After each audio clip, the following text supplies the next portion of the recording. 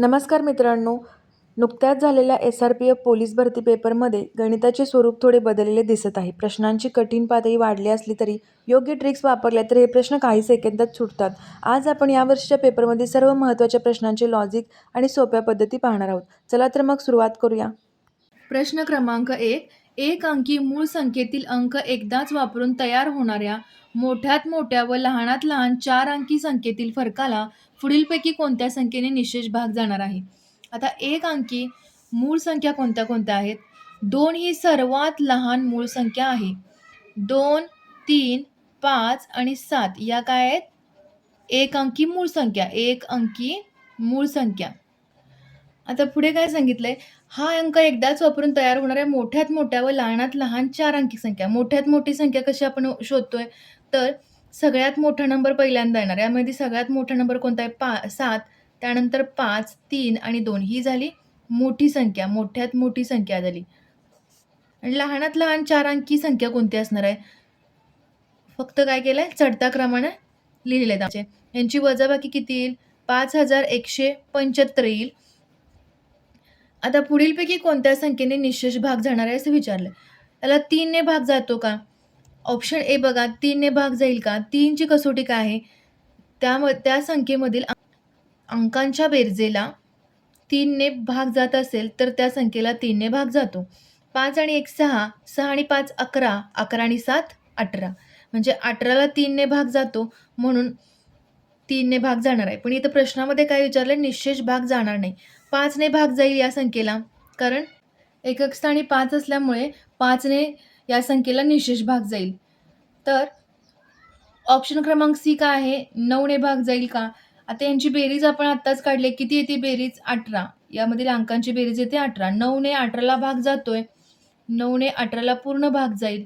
त्यामुळे 18 ने 9 ने पण निशेष भाग जाणार आहे. 7 ने भाग जाईल का? 7 ने या संख्येला भाग जाणार नाही. आपलं उत्तर असेल पर्याय क्रमांक डी. प्रश्न क्रमांक 2. समूळ संख्यांच्या बाबतीत पुढीलपैकी कोणते विधान चुकीचे आहे? यापूर्वी आपण यूट्यूब चॅनलवरती समूळ संख्याचे 3 ते 4 प्रश्न घेतलेले आहेत. त्यामध्ये हे सगळे ऑप्शन कव्हर झालेले आहेत. आता ऑप्शन ए बघूया. 2 समूळ संख्यामध्ये नेहमीच एक संख्या सम आणि एक संख्या विषम असते. ज्यावेळी आपण समूळ संख्यांचं एक एक्झाम्पल घेतलेलं, त्यावेळी कोणते 2 नंबर घेतलेले? 27 आणि 35 हे या दोन समूळ संख्या आहेत असं सांगितले. आता का आहेत? तर समूळ संख्यांचं विभाजक काय काय असतात? 1, 3, 9, 27 हे त्याचे काय असणार आहेत? विभाजक असणार आहेत. बरोबर. त्यानंतर 35चे विभाजक 1, 7, 5 हे काय असणार आहेत? हे 35चे काय असणार आहेत? विभाजक असणार आहेत. मग यामध्ये सामायिक अवयव 1 व्यतिरिक्त कोणताही नसणार आहे. बरोबर. या असणार आहेत समूळ संख्या. आता ऑप्शनमध्ये काय सांगितलंय? 2 समूळ संख्यामध्ये नेहमीच एक संख्या सम आणि एक विषम संख्या असते. असं होतंय का या एक्झाम्पलवरून? या दोन्ही काय आहेत? विषम संख्या आहेत. म्हणून विधान ए काय आहे? चुकीचं आहे. आपले बाकीचे विधान काय आहेत बघूया. आणि बी काय आहे? एखाद्या संख्येला 2 समूळ संख्यांनी भाग जात असेल तर त्यांच्या गुणाकाराने भाग जातो. आता ऑप्शन ए झाला. ऑप्शन बी मध्ये काय बघतोय आपण? आता समजा 4 आणि 5 ही समूळ संख्यांची जोडी आहे. एक व्यतिरिक्त कोणताही सामायिक विभाजक याला नसतो. त्यामुळे 4 चे विभाजक काय आहेत? 1 गुणुले 2 गुणुले 4 आणि 5 चे विभाजक काय आहेत? 1 गुणुले 5. आता एक व्यतिरिक्त कोणताही सामायिक अवयव आहे का? नाही. म्हणून या काय आहेत? समूळ संख्या आहेत. तर त्याने काय सांगितलं? एखाद्या संख्येला 2 समूळ संख्यांनी भाग जात असेल. आता 20 या संख्येला आता 4 ने पण भाग जातो. 20 या संख्येला 5 ने पण भाग जातो. तर त्यांच्या गुणाकारानेही भाग जातो. मग जातो का गुणाकाराने? 20 भागिले 4 गुणुले 5 यांच्या 2 संख्याच्या गुणाकारानेही त्याला भाग जातो. त्यामुळे विधान बी काय आहे? बरोबर आहे. विधान ए आता आहे चूक आहे. विधान बी बरोबर आहे. त्यानंतर विधान सी काय आहे? कोणत्याही 2 क्रमवार संख्यांची जोडी ही समूळ संख्यांची जोडी असते. हे आता आपण आत्ताच पाहिले. ही क्रमवार संख्या आहेत आणि या समूळ संख्या आहेत. कारण एक व्यतिरिक्त यांना कोणताही सामायिक अवयव नाही. त्यामुळे विधान सी पण आपलं करेक्ट आहे. संख्येचा म्हणजे समूह संख्येचा एक हा सामायिक विभाजक असतो. ते आता ही दोन्ही एक्झाम्पलवरून आपण पाहिले. एक हा सामायिक विभाजक असतो, व्यतिरिक्त कोणताही सामायिक विभाजक नसतो. त्यामुळे ऑप्शन डी पण बरोबर आहे. त्यामुळे ऑप्शन ए हे चुकीचं विधान आहे. ऑप्शन ए चुकीचं विधान आहे. प्रश्न क्रमांक 3 काय आहे? पुढील पदावलींची किंमत किती? एस-आर-पी-एफचा जो पेपर आहे कालचा पुण्याचा, तो थोडा पोलीस भरतीच्या पेपरपेक्षा थोडे एस-आर-पी-एफचे पेपर टफ असतात. आता इथं पदावलीची किंमत काढायला सांगितलेली आहे. ही पदावली पहिला मी आहे अशी लिहून घेते वरती. कोणता ब्रॅकेट सोडवायचा पहिला हे पाहायचं आहे आपल्याला. आता हा ब्रॅकेट सोडवून घेऊया आपण. इथे पहिला ब्रॅकेट सॉल्व्ह करतोय आपण. याचं उत्तर किती येईल? 80 येईल. 210 वजा 30 काय येईल? 80 येईल. अधिक आता हे काय करायचं? पहिला जो असतोय तो आपण सिंपल ब्रॅकेट सॉल्व्ह करतोय. त्यानंतर ब्रॅकेट सॉल्व्ह करतोय आणि त्यानंतर महिरूपी कंस म्हणतात त्याला, कंस सॉल्व्ह करतोय आपण. तर आता यामध्ये सिंपल ब्रॅकेट कोणता आहे? हा पहिला सॉल्व्ह करायचा. किती येणार याचं उत्तर? -10 येईल. वजा 10 याचं उत्तर येईल. हा पूर्ण ब्रॅकेट आहे. तर आता त्यानंतर काय करायचं आपल्याला? हा झाला. त्यानंतर आपल्याला ब्रॅकेट सॉल्व्ह करायचा आहे हा. हे काय येईल? 9 गुणिले 10 किती होणार आहे? 90 होणार आहे आणि हे अधिक आणि हे वजा काय होणार? वजा 10 होईल. आता हा ब्रॅकेट सॉल्व्ह करून घ्यायचा आपल्याला. 80 अधिक 90 वजा 10 किती होईल? 80 आणि हा पूर्ण महिरूपी कंस आहे वजा 50. आता महिरूपी कंस सोडवायचा. 80 अधिक 80 160 वजा 50 आपलं उत्तर काय असेल? 110. पर्याय क्रमांक सी आपलं उत्तर असेल. प्रश्न क्रमांक 4 पुढील विधाने वाचून योग्य पर्याय निवडा. आता त्याने काय सांगितलंय? पहिलं विधान काय आहे? 336ला 2 ने निशेष भाग जातो. बरोबर आहे हे. कारण 2 ने कधी भाग जातो? ज्यावेळी एकक स्थानला 0, 4, 6, 8 या संख्या असतील तर 2 ने पूर्ण भाग जातो. म्हणजे विधान विधान 1 काय आहे? बरोबर आहे. त्यानंतर दुसरं काय दिलेलं आहे? 336ला 3 ने निशेष भाग जातो. कारण आता 3 ने निशेष भाग कधी जातो? 3 अधिक 3 6, 6 6 12, 12ला 3 ने भाग जातो. म्हणून विधान 2 पण बरोबर आहे. आता विधान 3 काय आहे? आता ऑप्शन ए मध्ये काय दिलंय? केवळ पर्याय 1 योग्य. हे चुकीचं आहे. कारण आत्ताच बघितलंय आपण 1 आणि 2 पर्याय बरोबर आहेत. केवळ पर्याय 2 योग्य. हे पण चुकीचं आहे. आता इथं काय सांगितलंय? पर्याय 3 मधील निष्कर्ष हा पर्याय 1 व 2 वरून काढता येतोय. आता 6ची कसोटी काय असते? तिसऱ्या विधानामध्ये काय सांगितलंय? 336ला 6 ने निशेष भाग जातो. म्हणजेच आता 6 ने कधी निशेष भाग जातो? जेव्हा 2 ने आणि 3 ने त्या संख्येला निशेष भाग जात असेल तर 6 ने निशेष भाग जातो. म्हणजेच काय? पर्याय 3 मधील निष्कर्ष हा पर्याय 1 व 2 वरून काढता येतो. पर्याय क्रमांक सी आपलं उत्तर असणार आहे. आणि पर्याय 3 अयोग्य आहे का? नाही. म्हणजे पर्याय 3 आपलं सी आपलं उत्तर असणार आहे.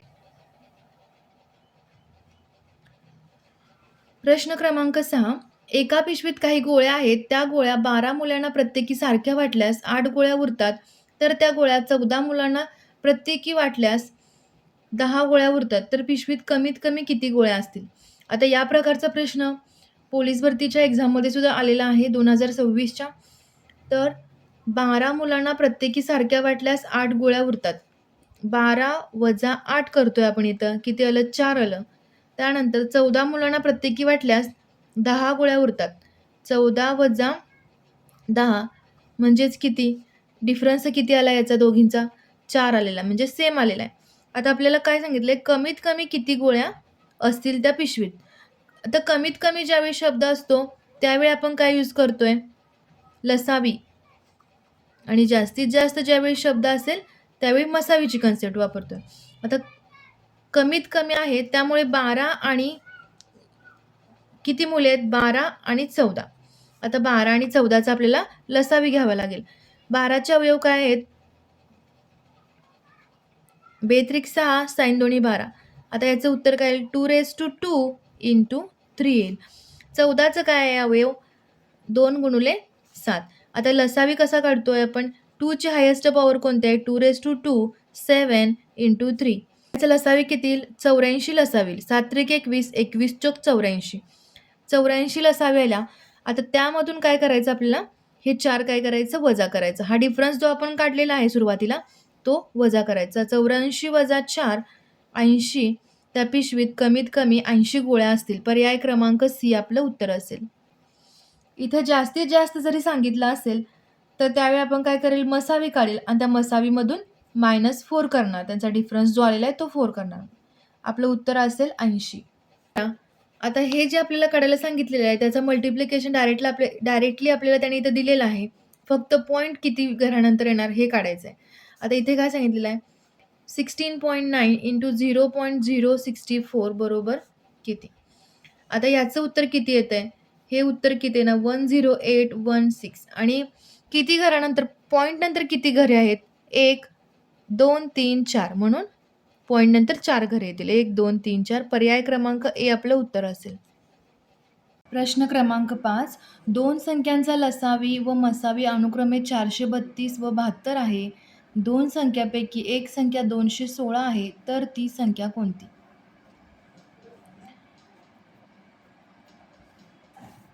आता यापूर्वी आपण अशी गणितं आपल्या चॅनलवर सोडवलेली आहेत.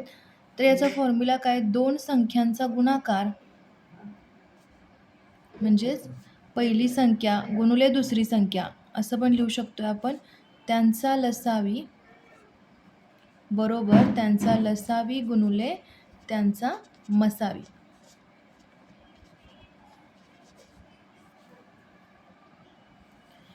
आता 2 संख्यापैकी एक संख्या आपल्याला दिलेली आहे 216. आपल्याला दुसरी संख्या काढायला सांगितलं आहे. त्यांचा लसावी किती आहे, 432 आणि त्यांचा मसावी किती आहे, 72. आता x म्हणजेच ती दुसरी संख्या आपल्याला शोधायची आहे. x बरोबर 432 गुणुले 72 भागिले 216. 12 संग 72, 12 एके 12, 12 अठी 96, साइन त्रिक 18, 3 एके 3, 3 चोक 12, 3 चोक 12. 144 ती असले आहे. ती दुसरी संख्या आपल्याला शोधायची आहे, ती आहे 144. ऑप्शन क्रमांक बी आपलं उत्तर असेल. प्रश्न क्रमांक 9. पुढीलपैकी सर्वात लहान अपूर्णांक कोणता? तर कंपॅरिझन करायचं आहे. ऑप्शन ए 5/2, बी काय आहे 16/5. आता यांचं कंपॅरिझन कसं करणार, 7 गुणिले 5 तिरकस गुणाकार करायचा, 16 गुणिले 2 32, 35. आता लहान अपूर्णांक सांगितला आहे, 35 मोठा आहे. लहान अपूर्णांक कोणता आहे, हा. म्हणजे तर 16/5चं कंपॅरिझन करायचं 19/6 बरोबर. 16 गुणुले 6, 19 गुणुले 5. पुन्हा तिरकस गुणाकार करतो इथं आपण. आता 19 गुणिले 5 किती येईल, 95 येईल. तर आता पुन्हा लहान अपूर्णांक सांगितला आहे, लहान अपूर्णांक कोणता आहे, हा. त्यामुळे आता 19/6चे कंपॅरिझन करायचे आहे आपल्याला 22/7 बरोबर. 19 गुणुले 7 पुन्हा तिरकस गुणाकार करतोय आपण इथं. 133 आणि 132 पुन्हा 22/7 हा अपूर्णांक या लहान आहे. त्यामुळे शेवटी जो येतो ते आपला आन्सर असतं. किती येणार, 22/7. पर्याय क्रमांक डी आपलं उत्तर असेल. 10. पुढीलपैकी कोणत्या पदाची किंमत सर्वात जास्त आहे? आता पहिला ऑप्शन घेऊया एचा, 3चा स्क्वेअर इंटू 3:0. आता इथं पहिल्या ऑप्शनमध्ये काय येते, 3चा स्क्वेअर काय असणार आहे, 9 असणार आहे. आणि 3:0 a⁻0 काय असते, 1 असते. म्हणून याचं उत्तर येईल 9. पर्याय क्रमांक बी, सर्वात जास्त किंमत कुणाची असं सांगितले, विचारलं आहे त्याने. 3:0 पुन्हा काय, 9 अधिक 1 10 येईल. सी मध्ये काय होईल, 3:2 - 3:0 9 - 1 8 येईल.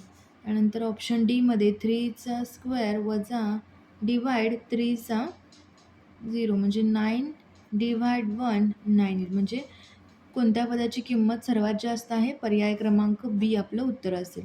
पर्याय क्रमांक बी. प्रश्न क्रमांक 11. एक गाडी एका तासाला 42 किलोमीटर अंतर जाते. म्हणजे स्पीड दिला आहे, वेग दिलेला आहे, किती दिलेला आहे, 42 km/h. तर त्याच वेगाने ती गाडी 20 मिनिटात किती अंतर जाईल. तर वेळ किती दिलेला आहे, 20 मिनिटे. आता ह्या मिनिटामध्ये दिलेला आहे, उत्तर आहेत किलोमीटरमध्ये, वेग आहे किलोमीटरमध्ये. त्यामुळे मिनिटांचं आपल्याला हॉवरमध्ये कन्व्हर्जन करून घ्यायचं आहे. त्यामुळे आपण काय करणार, त्याला 60ने डिवाइड करणार. 1/3 हॉवर्स याचं उत्तर असेल. 1/3 हॉवर्स किंवा 1/3 तास. आता इथं अंतर काढायला अंतरचा फॉर्म्युला काय? अंतर बरोबर वेग गुणिले वेळ.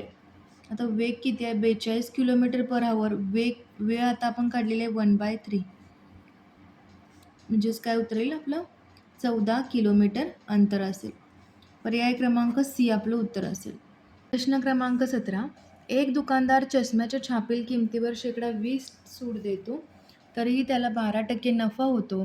चष्म्याची छापील किंमत ₹2800 असल्यास चष्म्याची खरेदी किंमत किती?